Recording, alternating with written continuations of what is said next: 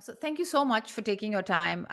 I've been going through your book, and it's fascinating how you take the readers from what victimhood used to mean and what it means and how it can be reclaimed.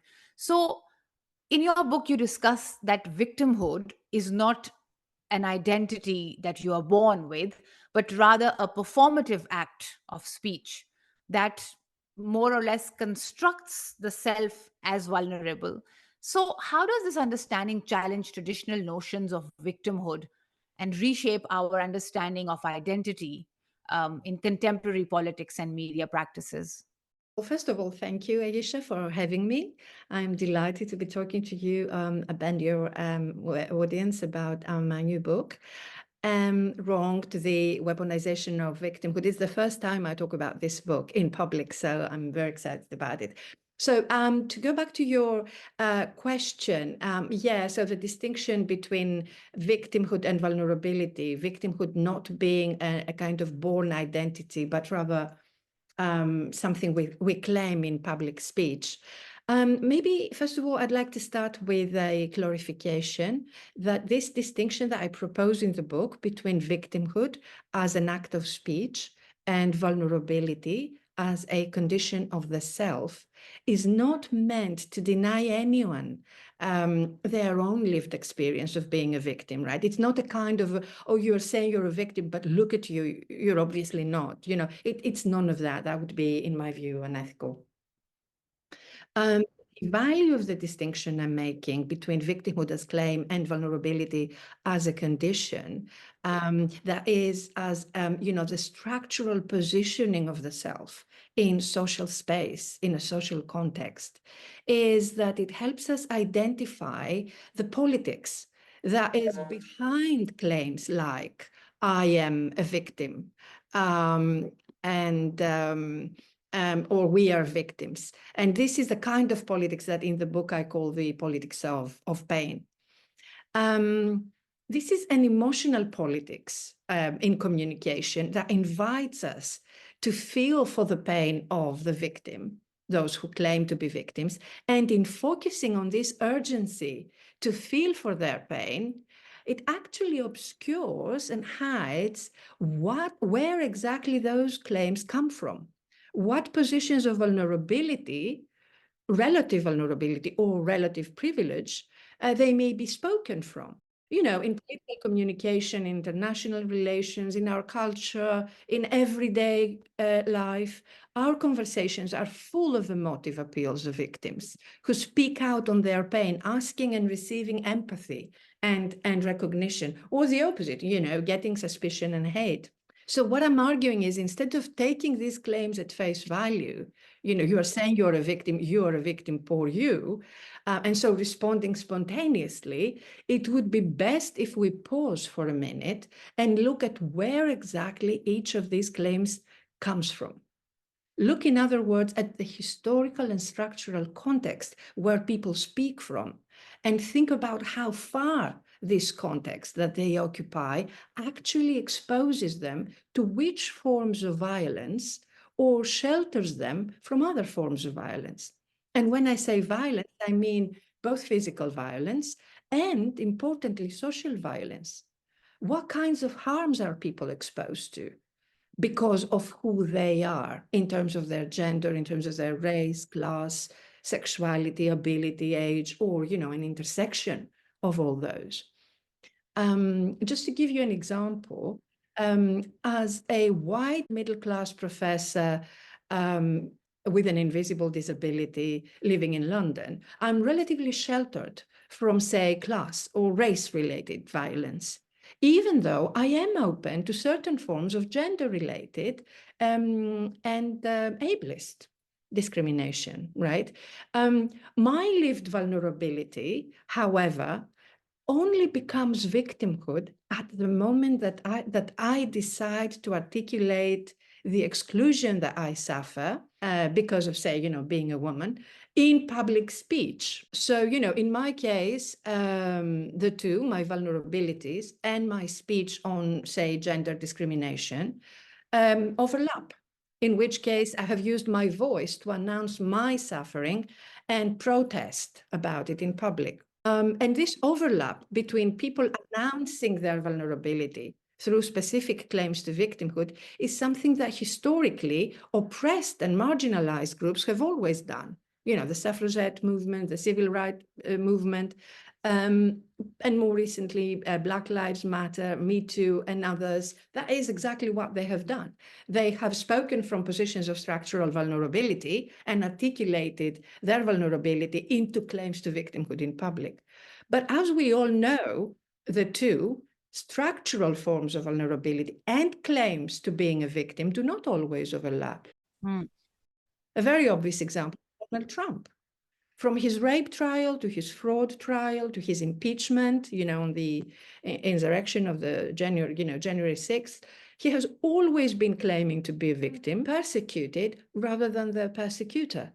So how exactly forms of vulnerability and claims to victimhood come together? That is, to me, one of the most important political questions of our time. You're talking about decision and how, in your words, I decide, and to use the voice and to articulate. So we can understand that then there are political ways of defining or assigning values to victimhood, and also normative. So can you explain briefly what the political and normative values of victimhood are? Yeah, I think, just to talk about, how I have kind of thought about the value of separating victimhood from vulnerability, right? What is the political value of saying that not everyone who claims to be a victim is actually a victim, and we need to have a kind of a method or a way to think through that. So I think politically, to me, the value is the moment that we live in. Right, it's a moment when the far right and more broadly, racist, misogynist, neo-colonial forces and groups almost everywhere in the world, in the global north and in the global south, they are coming to power, or they are close to coming to power in the name of victims and of the oppressed. So, I thought that in this moment, one intervention that, kind of has value is to develop a language that explains how the politics of pain works and the links to claims from structural positionings of vulnerability and oppression. Yeah, no, that's very interesting when you talk about assigning values, and I mean, it takes me back to one of the arguments in my book that I make about the fact that conflicts create refugees. Refugees don't create conflicts. Like, it's not a reciprocal relationship, right? But the way, or the vilification of refugees and asylum seekers, for that matter, in media coverage, distorts this reality and appropriates their connection with the conflict or the crisis, right? So in that sense, how, I mean, in the context of my book, refugees are wronged by the media, but how do you define the term wronged in the context of media representation, and in fact victimhood? Yes, yes, yeah, and just to say, because you use the word appropriates, right, and uses, just to say that the whole term of the weaponization of victimhood in the title is exactly about that. It's exactly about how the far right appropriates and uses claims to pain, for its own benefit, and it uses pain precisely because pain is something we consider universal. Everybody feels pain, right? We all know what it means to be angry because you've been wronged, or to feel empathy for a victim or solidarity with those who help victims. So, in a way, appropriating and weaponizing victimhood creates communities of identification on the basis of the emotions that victimhood brings with it. And so that's why I think victimhood is such a kind of powerful weapon in the hands of the far right. And so the term wronged then captures precisely that act of speech which communicates someone's pain in the public sphere. So it is the moment of becoming a victim in the world, right?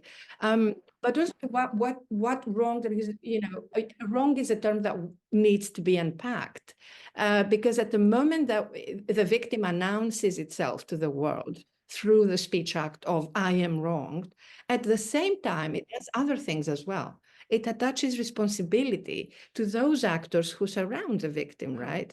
There are those who inflict the pain on the victim, the perpetrators, and those who alleviate the pain of the victim, the benefactors.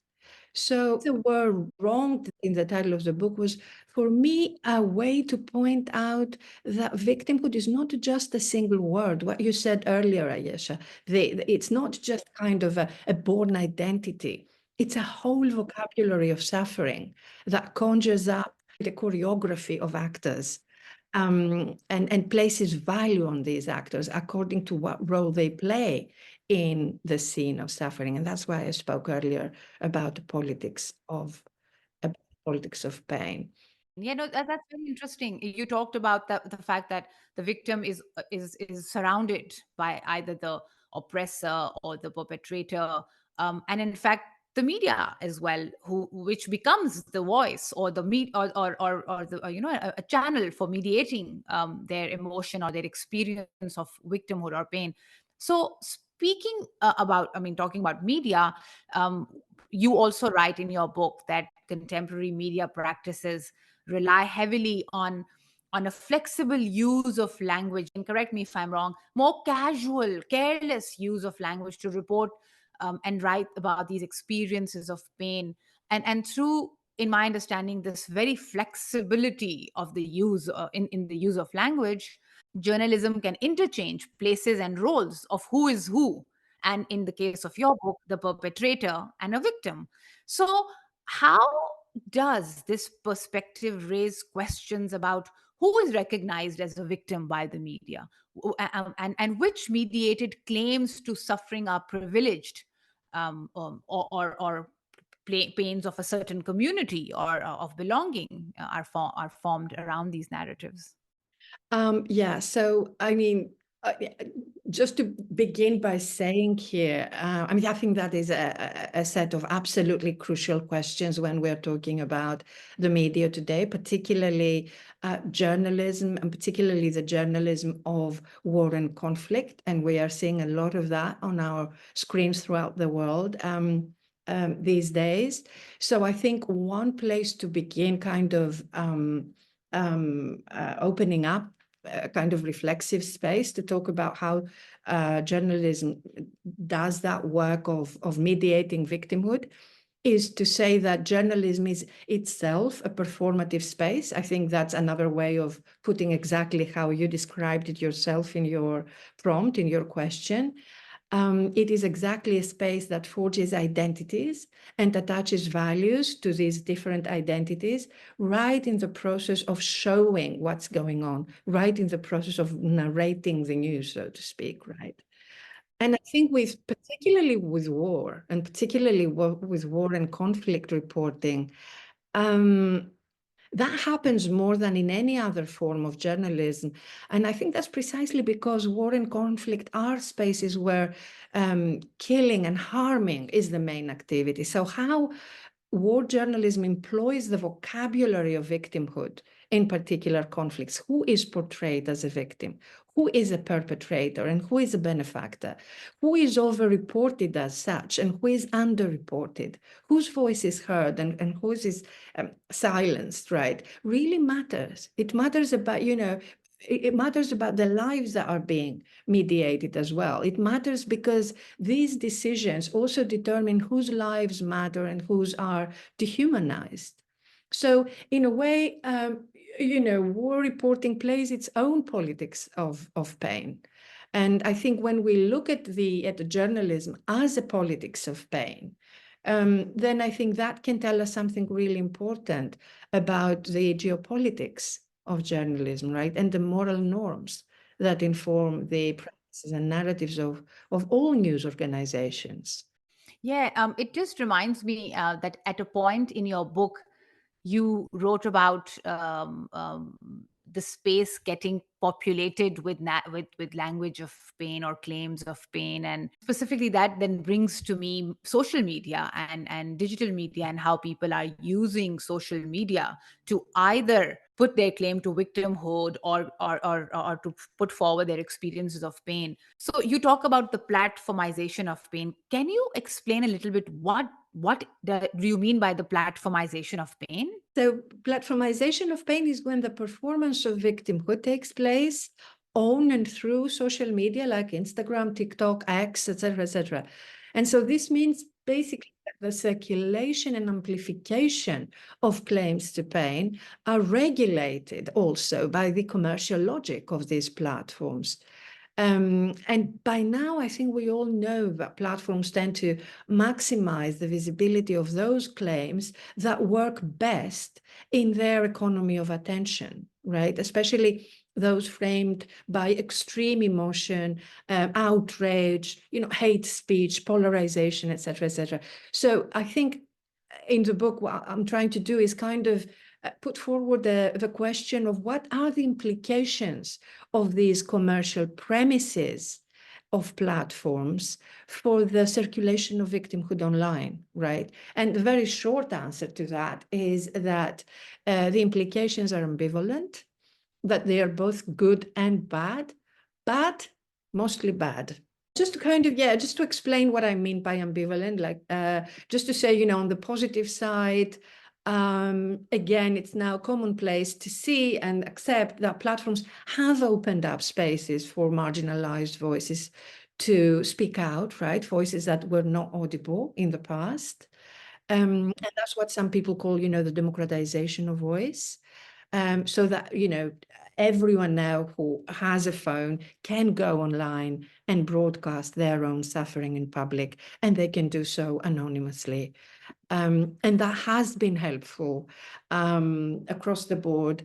It has been, given rise or helped movements like Me Too, where, for instance, where we had women's testimonies of suffering, right, from all over the world, snowballing into a global movement of protest against sexual harassment and sexual abuse. So another way of putting this positive argument is to say that platforms have opened up new realms of vulnerability to public scrutiny. They have helped formulate new languages of recognition. Me Too is a language of recognition, a new one, right? And all the hashtags that come with it. I believe you, believe women, what else? Why I didn't report, and so on. And so languages have made some difference in how we grasp and how we respond to certain claims to pain. But again, when we speak of platforms and, pain and recognition on the platforms, we need to be cautious. And we need to ask questions like recognition on whose terms, what kind of recognition, and what are the benefits of what are the benefits or the costs. And this is because on the negative side now, these same platforms, particularly Elon Musk's X, have also created the conditions for the unprecedented spread of, toxic masculinity, male victimhood, and hate speech the world over. So the community of incels and its activism of violence against women took off online and turned itself into a global movement of formidable proportions. Same with Trump and other far-right populists around the world. They play up their own victimhood online as a weapon to attract voters and gain power, or even worse, derail democratic institutions. And maybe a final example I can bring up here is the January 6th insurgency and the storming of the Capitol in the US. That was a far-right politics of pain that was made possible through networked incitement. And that's a term I borrow from John Donovan at Boston University, who says that, networked incitement is when people in power or, people who have influence basically use social media to push the idea that they are suffering a grave injustice. And so incite large-scale political violence, right? The final thing I would like to say about that is that platforms do not simply amplify hate speech, right? They don't simply disseminate content. They reorganize and regulate the politics of pain in terms of who claims what, who is popular, how claims are phrased, what is predicted to go viral. And so they're very much responsible for the political toxicity and the landscapes of disinformation and hate that we live in today. But does that also mean, adding to what you're saying, that platformization of pain, particularly in the digital space, can influence our understanding of trauma and even rights in the public sphere, or does it further complicates our understanding of these terms? Trauma and rights are the two languages that I use in the book. And I talk about the kind of long-term histories. They didn't just come up in our vocabularies yesterday. They are part of a larger legacy of modernity, and particularly late modernity, late 19th and 20th century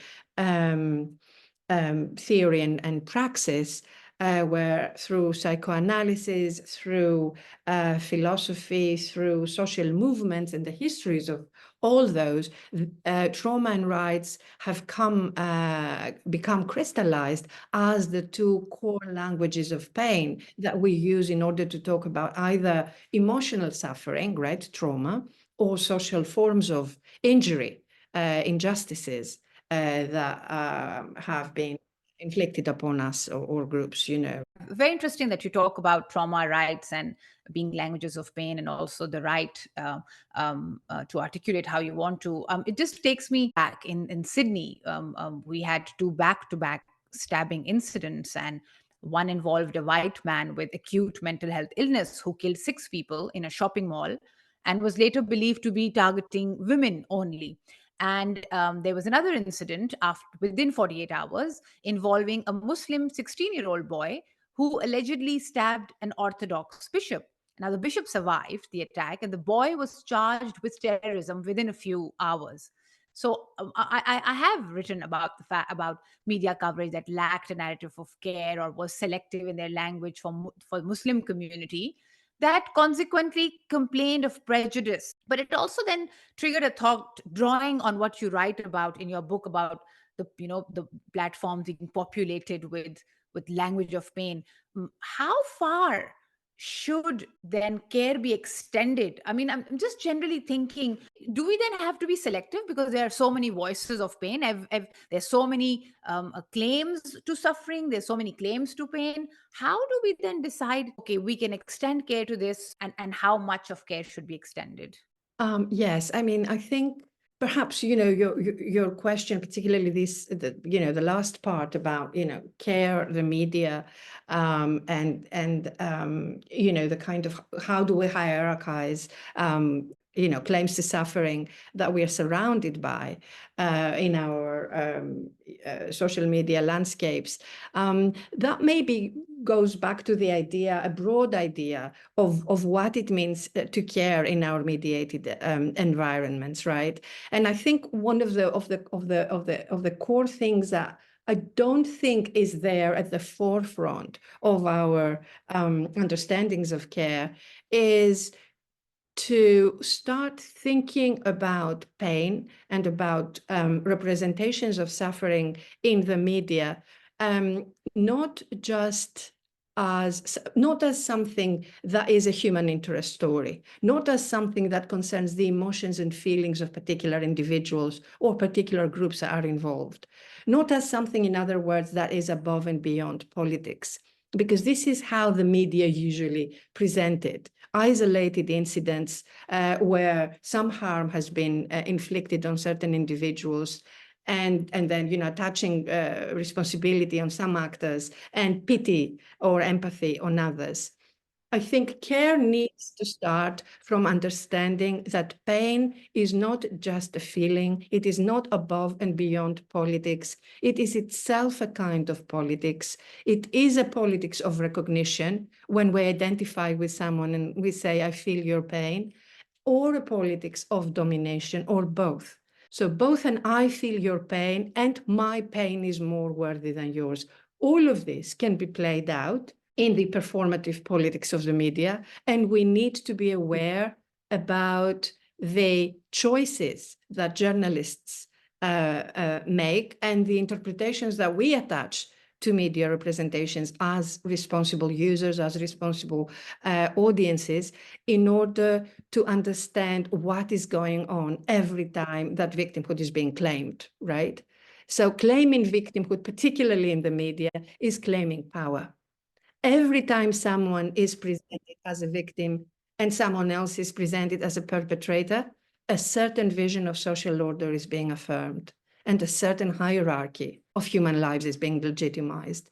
But equally, every time a dominant narrative of victimhood is challenged, the social order is also challenged, and the hierarchy of lives that we are used to seeing in the media is also challenged. So it's about being aware about the hierarchy of victims and being able to both reformulate it as journalists and be reflexive about how we construct those positions in our stories, and as audiences, again, to be skeptical viewers, to be skeptical users, and to exercise critical thinking in the process.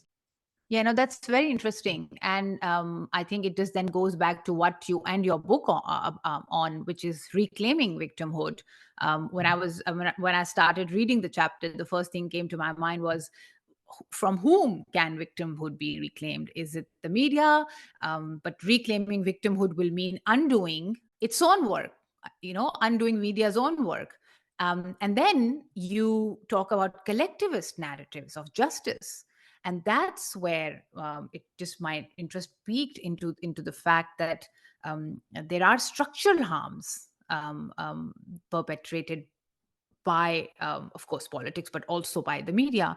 So how can first I would really like you to briefly explain what do you mean by these collectivist narratives, and how can then they be cultivated within the media to amplify, say, narratives of care, for that matter.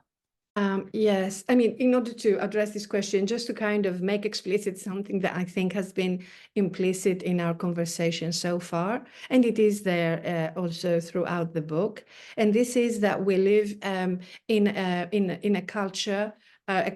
Culture of neoliberal capitalism, and with the dominance of platforms being one major dimension of it, where claims to victimhood are usually individualized, right? So people speak out about their own personal truth, their own experience of pain, and others identify with the pain of those particular individuals. I'm thinking here, for instance, mega celebrities, right? They constantly talk about pain, and then we have people kind of identifying and expressing their own kind of suffering through those of kind of the celebrity figures of our media culture.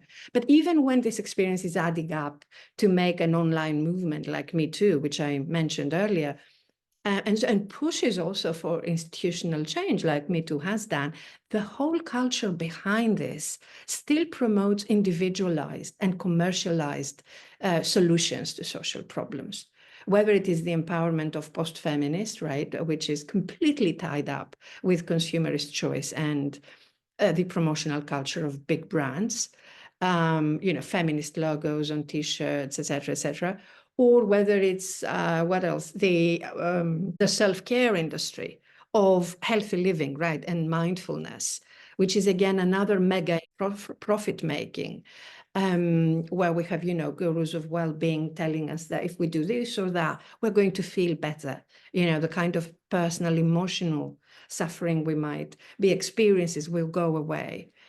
And so what is missing from all this kind of industry of self-soothing, so to speak, is a focus not on online victims, popular victims in our politics and culture, but on structural vulnerability. And I come back to, our first question earlier on, in the distinction between claims and structural positionality of victimhood. That is how far we are exposed to forms of violence that exist because of some person's or group's position in the class ladder, because of their gender, because of their sexuality, race, ability, etc., etc. And I think, the fundamental kind of normative premise of that is that we live in times of unprecedented inequalities. Yes, there are institutional improvements, and there has been progress in terms of recognition and inclusion of minoritized identities. But questions of recognition remain incredibly important still today. And at the same time, questions of redistribution remain unresolved. Thomas Piketty, one of the major economists of our time, has recently claimed that in terms of income inequalities, we are coming full circle to a moment in time when the gap between the richest 1% and the rest, and the poorest sections of the Western world, will be back to what it was before the First World War. That is before the New Deal, before the welfare states of the post-World War II social order. So structural vulnerability from this perspective is a matter not of victimhood. It is a matter of injustice. And our culture has narratives that speak to injustice and mobilize people to do things about structural injustice. It is just that the platformized economy of communication, the economy of attention, doesn't really hold such languages very, very well, and we prefer different kind of slogan-like and soundbite-like responses. So when I talk about a move away from individualized claims to pain and towards collective narratives, it's very simple. Together with the emotions that we feel for victims, and they are there, and they are part of our legacy, and they are important. Empathy for victims, absolutely. Solidarity to victims and those who try to alleviate their suffering. Anger to the perpetrators, yes, always. We also need explicit argument. That's what's missing. Explicit justifications about why and how, on the basis of the justification offered, we need to reform or completely transform the conditions that produce social suffering in the first place, right? So it's about transforming the social conditions that reproduce the forms of violence that social groups experience today, and asking the question, why should we care about this? Because of that reason. Right? So we need that rigorous scrutiny, and we need that focus on the power relations that, platformized communication and far-right victimhood has taken us away from, and have focused on, quick hate speech and quick outrage. Yeah, 100%. And I think the media's responsibility towards duty of care for the public can be addressed, is embodied through a collectivist narrative. And I think maybe this is one way where media and these platforms, they can start feeling connected to news again, or maybe because of this collectivization of narrative. So which as I said is probably an embodiment of care itself. Thank you so much, Lilie, for such a wonderful discussion. This will keep me awake for nights to just think about all these and unpacking all these ideas and seeing them around us and how they are manifested in different forms of mediations. Well, thank you very much, Ayesha, for giving me this opportunity. It's been a great discussion. I really enjoyed it.